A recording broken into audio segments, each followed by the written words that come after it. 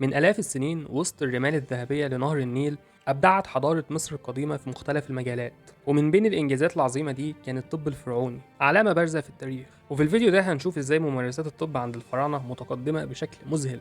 مش بس كده، ده أثرت على علوم الطب الحديثة. الطب عند الفراعنة كان خليط بين العلم والدين. الكهنة هم اللي كانوا بيشتغلوا أطباء، لأنهم كانوا بيعتبروا إن الأمراض سببها غضب الآلهة أو الأرواح الشريرة. عشان كده العلاج كان فيه جزء كبير من الطقوس الدينية زي استخدام التعويذ والتمائم. لكن ده ما منعش إن هم طوروا طرق علمية للعلاج مبنية على الملاحظة والخبرة العملية. واللي بيثبت ده إن من أعظم إنجازاتهم كانت البرديات الطبية زي بردية إدوين سميث، اللي تعتبر أقدم وثيقة عن الجراحة وتتناول حالات إصابات الرأس وطرق علاجها.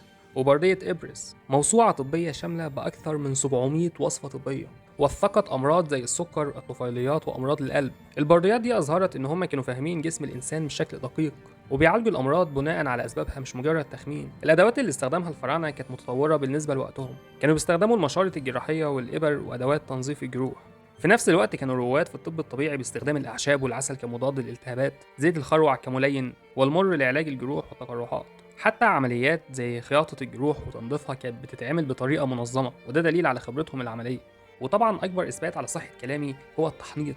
ما نقدرش نتكلم عن الطب الفرعوني من غير ما نذكر التحنيط. العملية دي ما كانتش مجرد تقليد ديني، لكنها أظهرت فهم الفراعنة العميق لتشريح جسم الإنسان، لأنهم كانوا بيزيلوا الأعضاء الداخلية وبيستخدموا مواد حافظة زي النترون للحفاظ على الجسد لآلاف السنين. ده غير إنهم كانوا حريصين على النظافة، ودي حاجة انعكست في حياتهم اليومية وأساليبهم الطبية.